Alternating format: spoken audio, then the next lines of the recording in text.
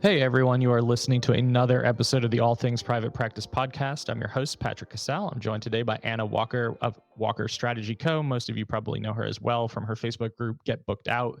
And today we are going to talk about authentic copywriting and content creation and things that we see when we're doing coaching with therapists and things that can be improved and just ways to stand out. So thanks so much for coming on and making the time this morning. Yeah, thanks so much for having me, Patrick. It's such a delight to finally get to connect in this way, and I can't wait to just chat about one of my favorite topics. Yeah. So you are a marketing specialist and you support mental health therapists and entrepreneurs in the private practice space. And I think that's a good, unique opportunity to see things from a different lens because, so many mental health professionals just have absolutely zero business training. And then when you even talk about marketing, it's almost like this cringe feeling of like, oh, I hate marketing. I hate putting myself out there. And like, I still think therapists are working through this shame response of lack of permission of like, I'm able to be myself, which I try really hard to help people do.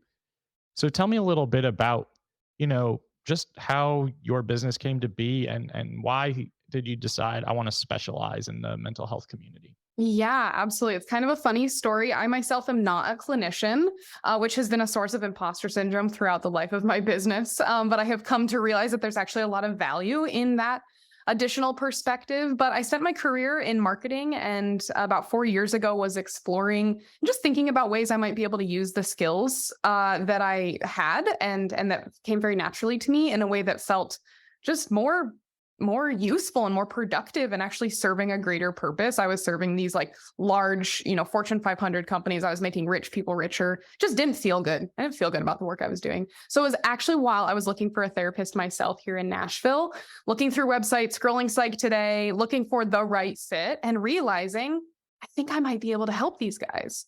I could see through the lens of my marketing expertise and the background that I had that these folks were struggling to put into words why they were a good therapist for me or for the people that they served. And so I spent a good amount of time because there is so much nuance, as you know, of course, Patrick, in this world to understand what it looks like to market therapy because it's different. It's different than any other industry. And I will die on that hill. And so I spent a lot of time just learning, understanding, researching, interviewing. I talked to everyone that I knew that had any sort of therapy background and really developing a point of view. And then over the course of the last 4 years have really been able to kind of develop a process and a way of thinking about this idea of authentic marketing in a way that isn't just authentic, because that's important, but also actually turns into clients because we want that for our clients too. So that's how we came to be. I like that. Yeah. And that's a cool perspective. And I think that's such an important point that you made that it is a different profession than every other profession. And I can understand why marketing is nuanced for mental health professionals because there is that dynamic, right? Of like, I'm a mental health helper. Like, I'm supposed to show up a certain way, talk a certain way. This is the work that I do.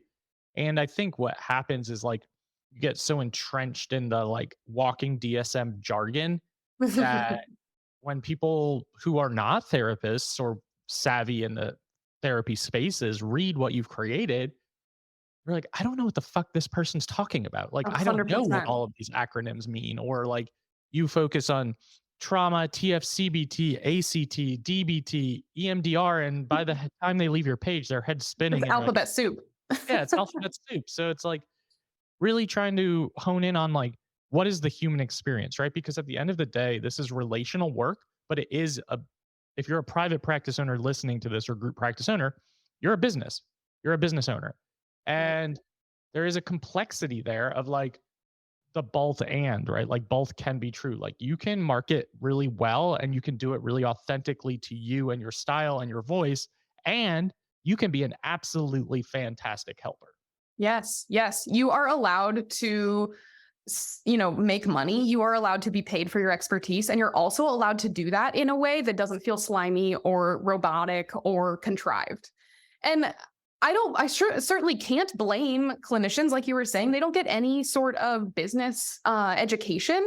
They spend all these years of their lives, all this money learning how to help people and do it well, and they are good at that. So who can blame them for entering into private practice and thinking, well, I guess I'll just continue writing in the way I wrote in grad school and talking in the way I talked in grad school, realizing that they have to translate the work they do in the room that they're actually really good at into their marketing, as opposed to their education into their marketing. That's really when you see the game change, when they start putting themselves in the shoes of their ideal client, thinking about what would happen in the room, as opposed to what's happening kind of underneath that as far as their expertise goes. That's a great point. And I think that's something to really hone in on. The fact that when most people are writing, they really struggle with content creation. I feel like you see these blockages, and it's because you're trying to force it and you feel like you have to write a certain way. And there's this Mhm. almost like liberating aha epiphany moment when someone's like, oh my God, I can say that, or I can say that differently. And I think you're spot on when you're saying like you're writing about based on the education that you have opposed to what's bringing someone in the door. Because what's bringing someone in the door is not the education that you've had. They know you're a clinician. You don't have to say it in a million different ways. Your Mhm. website doesn't have to read like a resume. And I think imposter syndrome plays a major role because you're almost like proving your competency. Yes. And I need to say and highlight like I was on this honors committee and I did this and I volunteer here and I, use all of these techniques that I was trained in. And at the end of the day, we're selling relational work, right? Like people just want to know that you get it. And that's Mhm. really the most important piece. Like they already know you're a therapist. You don't have to say that over and over again. They already know that you're trained. Like you really just need to get it. And I often say like two things that stand out to me constantly is that your niche is a version of you. And I believe that wholeheartedly. Amen. And if that is true, you know the pain points. Like it may not be the exact scenario for this person, but when I was starting out, I was very buttoned up. I did everything like that I would tell you not to do now. And my profiles, my website was shit. My site today was terrible. And it was very much like I'm a trauma informed therapist. And I'll walk alongside you. And I've got pictures of stacked rocks on everything. And like I just I my, love my the therapist will send me stack like rocks pictures of pictures. stacked rocks. Like, look at this. Let's piss off Patrick. Yeah, Um, yeah. but like I wasn't getting the calls that were lighting me up. I Mhm. wasn't feeling like really passionate about my schedule, even though I was the one creating it. And I'm thinking like I just recreated my agency job environment by saying like yes to everything, being Ah, the Applebees of therapy, as I like to call it. And once I started realizing like, okay, you talk about your gambling addiction constantly. Let's start talking about what it's like to go through addiction, to be struggling but want support, but it's not working. And then you start using real life examples. And I mhm. start cursing in my content where like I said something, I think it was as simplistic as like vulnerability is fucking scary and that's okay. And I was just amazed by the phone calls that were coming in because I started getting calls from young adult men who were my target pop at the time. And they're like, finally, someone I can talk to who isn't going to judge me for how I speak. And Mm. that moment for me was like the aha moment where I was like, that's what this is all about. Like, you can be as skillful a clinician as there is in the world, but if you cannot relate to the audience, you're doing yourself a disservice, but you're more importantly doing the community a disservice because they can't find you because you're not able to relay what you can actually offer them.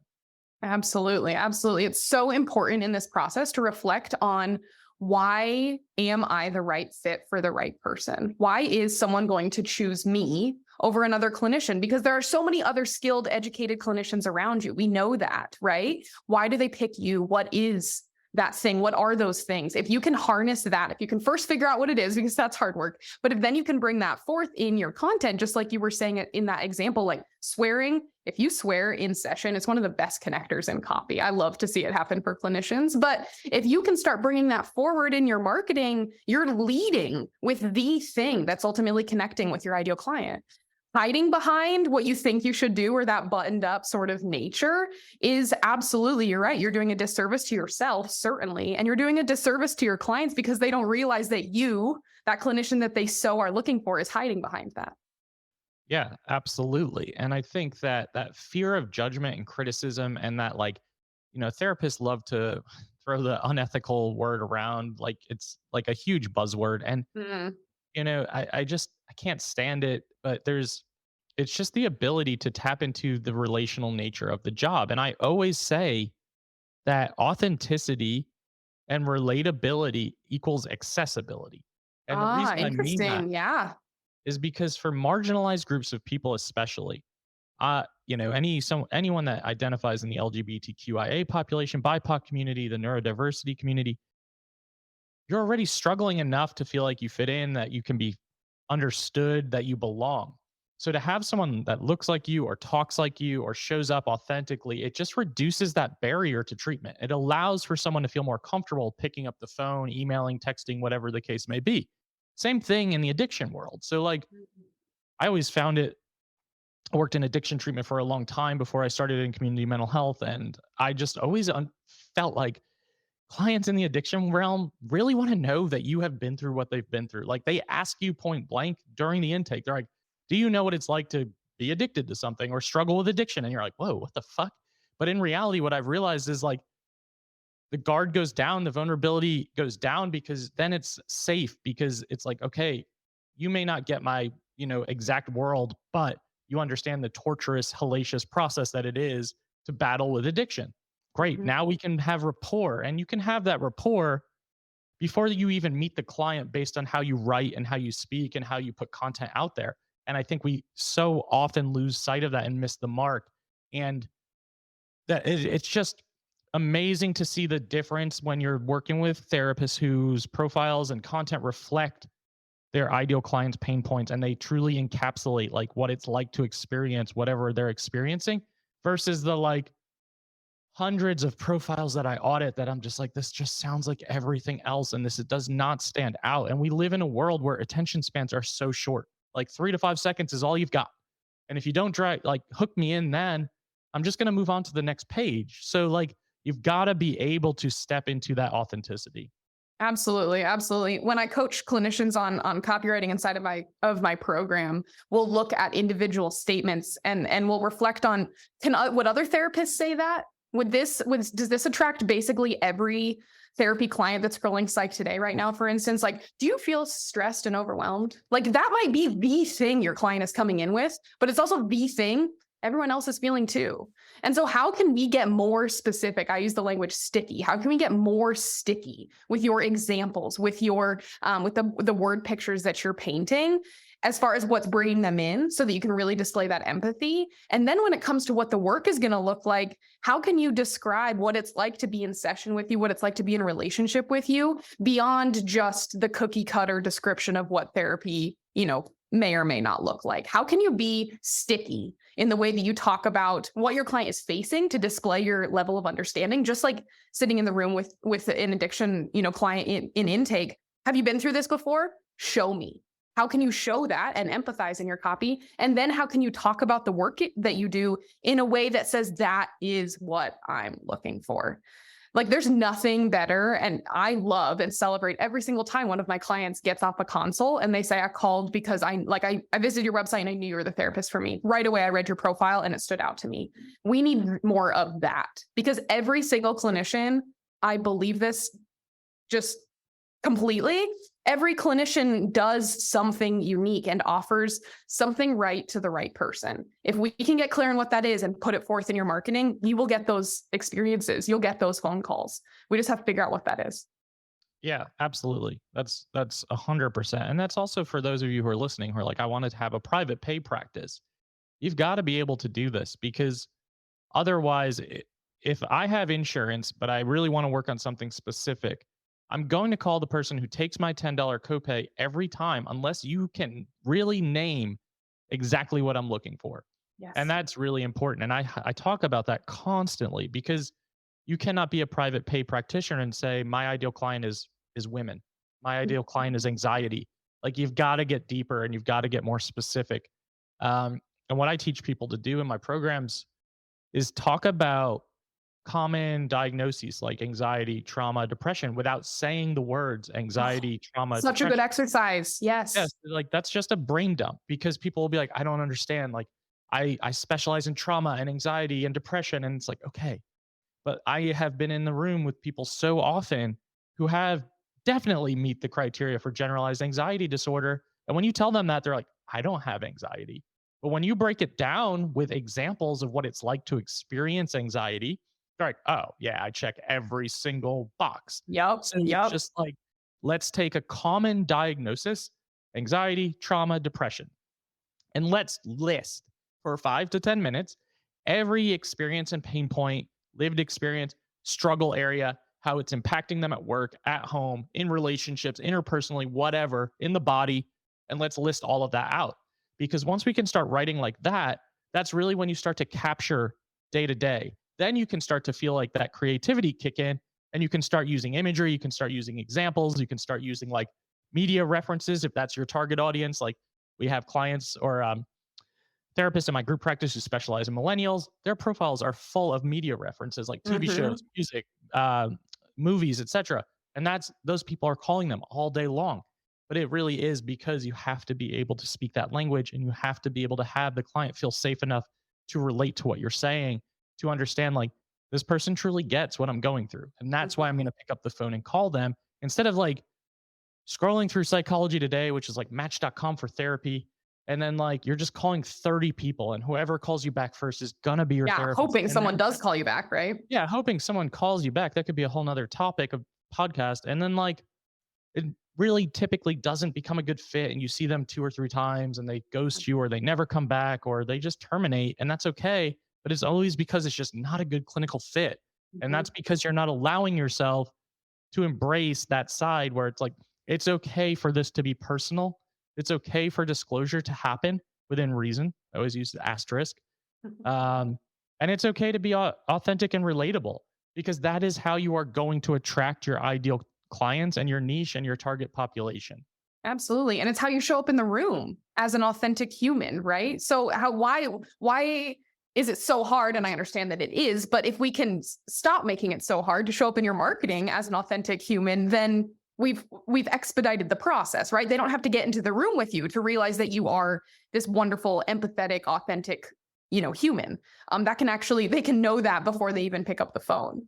I think you highlighted in another really interesting part around the idea of being private pay, and that is really mainly who I support. I, of course, love and support clinicians who also accept insurance, but a lot of them are looking to depanel for whatever reason or start private pay to begin with. And marketing in that world, you're right, it has to be more specific and it has to be more sticky. What I really want to empower clinicians around is that often the biggest pushback I get is, well, I like variety. I like a whole bunch of different types of clients, or I don't know yet what I want to like really hone in on. And what I really focus on is the fact that your niche can look and take a lot of different forms. It doesn't just have to be a really, really specific form of anxiety. It might be, but it also might be something else that you offer. If we can again get clear on what it is that helps you stand out, that can be your niche. And so kind of breaking that traditional mold of a niche where it's just a problem or a symptom or a presenting issue and thinking about it in a little bit more creatively can liberate some of those clinicians that feel like, well, I don't want to be bound by by one particular label. Cool, then let's explore other angles we could take to still help you feel focused in your marketing.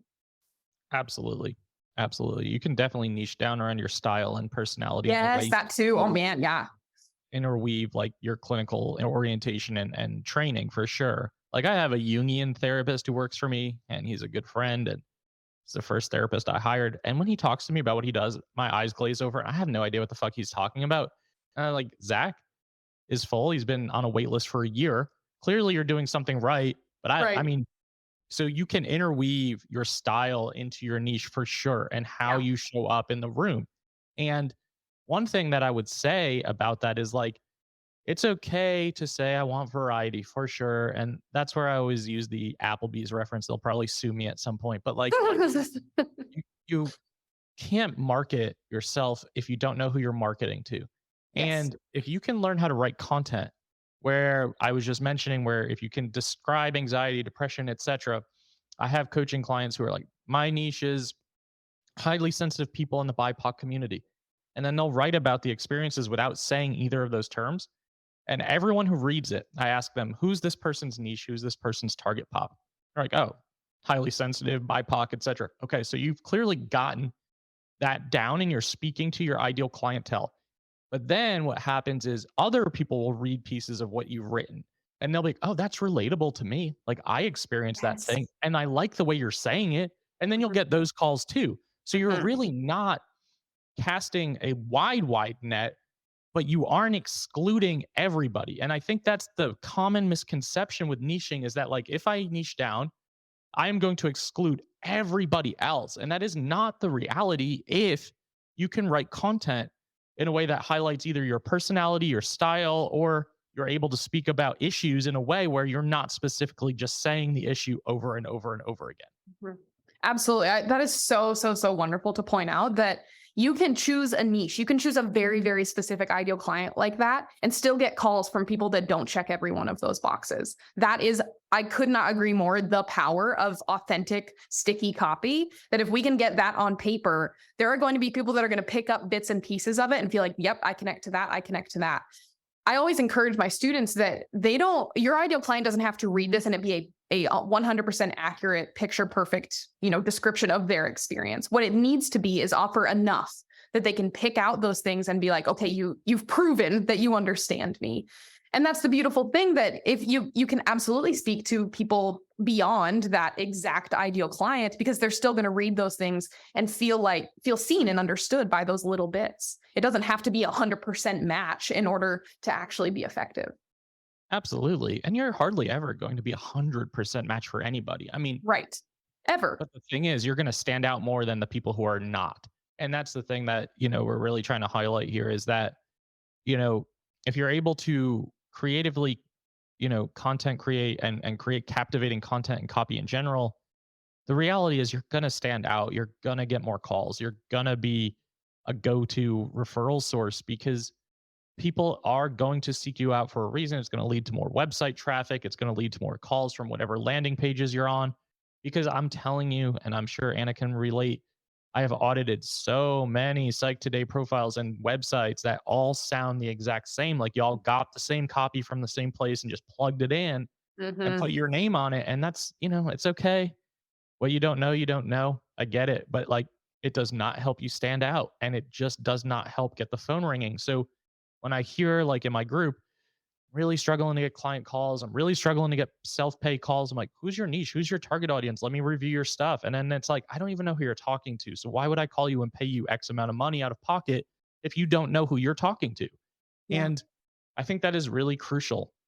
And then for group practice owners, that's a different conversation, Mm. but again, similar in nature of like your group practice website should have common themes. And then your about me pages can be really individualistic.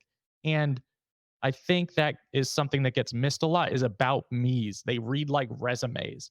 And I always try to encourage my clinicians to be themselves. Like share a little bit of your struggle, share a little bit of why you became a helper, share a little bit of your personality. Like I don't want to hear about where you went to grad school, what trainings you went to, what certifications you have. We'll list that all at the bottom where nobody reads it anyway. It'll be Yeah, there. right.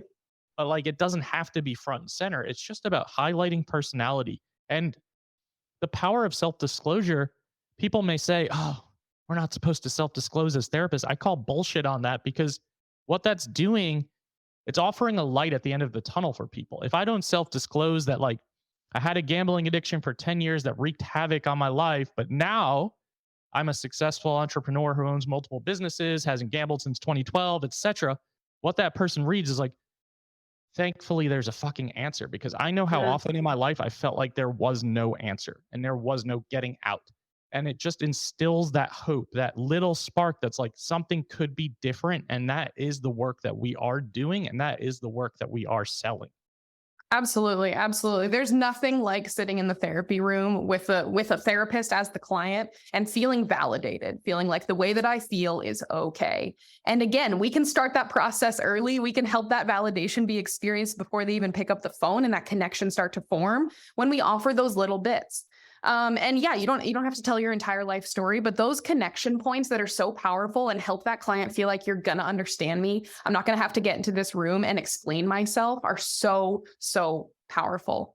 You were mentioning group practices, and I know you obviously have a ton of experience in that world. The question I always pose to my group practice clients, because you have to think about not just, of course, your individual expertise, but all of your individual clinicians and their area, their passion, their areas of passion, their areas of training, their own specialties and niches. The question I pose to them is, what do you want to be a destination for? Do you want to be a destination for anxiety treatment because all of your clinicians have, specialties in that area? Then maybe you are claiming one of those traditional niches. Maybe instead you are that destination for the BIPOC community, a safe haven for marginalized communities. Maybe you are, you're all trained in body-based techniques that most of your clients have been to therapy before, and they're looking for something deeper. Find that theme, find that thing you want to be the place to go for. And that allows all of your clinicians to shine and lean into their own areas of specialty and niche, while you as a group practice have a unified, focused message that makes you feel like you're still a premium destination for something. Yeah, that's great advice for everyone listening. I think that's really well said. And another thing that comes up around this topic is like, I think some people have this like mentality of finality in a way of like, if I choose this niche today, that defines the entirety of my career. And your niche is going to evolve. And if you really do buy into the concept that your niche is a version of you in some way or form, because you got into this work for a reason, most of us because we've had our own experiences that brought us into the helping world. And your career is going to evolve just like you're going to evolve as a person. And although my niche started as young adult men struggling with addiction, it became young adults who were struggling with attachment trauma and not feeling good enough and not feeling like they were getting their needs met, to overachieving entrepreneurs who are very perfectionistic and have a high propensity for burnout. And it just changes over time as your interests change over time. And that's okay. And it's absolutely okay to say, today, this is what I'm interested in. And in 6 months, I may not be interested in that anymore. And in a year, you are going to have to do some rebranding to some extent, but it is absolutely a part of the process. And I don't know a lot of people who are like, I started this today, 30 years later, this is where I ended up. I don't think that's the generation anymore that we have. Our interests change so drastically. So embrace that. And then when you're feeling really energized, that's when you're going to create better content. And that's where you're going to market yourself in a more authentic way. And when it's no longer feeling that way, it's time to reevaluate and say, do I feel interested in a different population? It's also okay to have multiple niches. But what is a struggle area is when you say I have 10. Right. And it's like, okay, well, how do we get an authentic voice for 10 different populations? It's quite hard. Another struggle is like, I want to niche around kids and adults, but on Psych Today, I can't do both. Like, you have a word count, you have a character limit. You just have to choose one. Right. It's really challenging to say I work with kids, adults, teens, seniors, all in 360 characters. Like, that's not going to happen. Save that for your website. Save that for different service pages that you have. Save it for Therapy Den or something else. But really, really trying hard to get narrowed in. Absolutely. So important on Psych Today in particular, too. That's exactly what I coach my students in as well, is if you have niches or specialty areas that feel distinct from one another, if they're disparate and separated, yes, write a Psych Today profile dedicated to just one of them. Because when you try and write one that encapsulates everyone, that's when you end up sounding like a generalist and like every other profile out there. So don't be afraid to be specific. Your Psych Today profile also does not have to. It can't, right? It's like 1,000 characters, it's 3 paragraphs of content. It can't convey everything about the work that you do. So I think folks really struggle sometimes with, well, this doesn't describe everything. It doesn't have to. It doesn't have to, right? It needs to connect to the client that you're targeting here at the right time, at their point of need. You are so much bigger than that. And like you said, your niche should evolve. If it hasn't, I'm concerned. You are learning as you work with, your ideal clients and non-ideal clients. You're learning more about where you do your best work, what energizes you, and that might change over time. And you're going to refine that. And clinicians do get scared around that. Well, I'm just locked in. I'm married to this for the rest of my career. So often, I think it's just kind of this like journey, you're just kind of making your way through it. And there's slight evolutions and small pivots. Very rarely are you doing like 180 U-turns in your practice. I mean, the three ideal clients that you just described on your own journey, Patrick, yeah, are they distinct from one another? Sure. But is there a thread? Are there commonalities between all of them? Absolutely. And so that's allowed to change, and it should. And that should actually be exciting. You're not committed or locked into this. This is simply a place to grow from. And that's a beautiful thing. Yeah, I agree 100%. Spot on. I think that, this is an evolutionary process and you're going to grow, you're going to change, your passions and interests are going to change. I like to do an exercise which makes people uncomfortable where we make columns A, B, and C. And column A is strictly for the pain points, characteristics, traits that light you up, that energize the shit out of you, that make you excited to be a therapist. And you look at the clock and 50 minutes has gone by. Column B, these are the things I'm really good at, but I'm indifferent to them. And column C is, I don't like working with this at all. Because I think you have to know all of those. And I most Yes. importantly think you have to know column C. Like, you have to know the struggle areas that you do not enjoy, Mhm. because that is the beauty of private practice ownership, is building really good networking and referral relationships, so that when someone on column C calls and you just don't feel like you're a good fit for whatever reason, instead of feeling guilty and just saying, okay, I'm just going to take this person on, then 2 weeks later, you're looking at your calendar like, fuck, why did I do this to myself? You just refer them to the appropriate landing spot. And that's all clients want. They just want to be called back and referred to the appropriate landing spot. I know there's a lot Absolutely. of guilt around that. I know that brings up a lot of shame for a lot of you, but I promise you it's more internalized than you think, because ultimately what's happening is you're feeling guilty for turning a client away, when in reality, that client just wants to know that someone's going to get it. And if that someone isn't you and you're going to take it on anyway, you're kind of doing another disservice to both of you. And I think that it's much more clinically sound to just refer them to someone where you're like, I know this group practice specializes in ABC, and that's a great spot for you. And people really appreciate that way more than you would think. So I just want to leave that information there as well. Yeah, yeah, absolutely. I always say just because you can doesn't mean you should. Just because you can treat this doesn't mean you're the right person to do it. There are people that you are a great fit for, and there are people that you aren't. And you're doing a great service to both of them if you communicate that and refer out when needed. Absolutely. Um, any last second advice for anyone listening, or anything else that we didn't cover, you think? Oh man, I think we've had a wonderful conversation here. Really, what this comes down to, and what this whole process that you and I have chatted through here, Patrick, comes down to: do you know why you are the right therapist for the right client? And that is actually sort of a reverse of what some of the advice you'll find out there. Like, well, first focus on your ideal client. Yeah, but why are you the best person for the right client? So figure that out, then go figure out who that person is. When we can marry those two together, you will have the grounds for that authentic copy that is standing out to people, and those phone calls you get off of where they're like, I know you're the therapist for me. I don't care what it's going to take. When can we start? That is what it starts with. I love it. That was really well said. And this was a great conversation. I hope this was helpful for everyone listening. And Anna, please just tell the audience where they can find more of what you've got going on. Yeah, absolutely.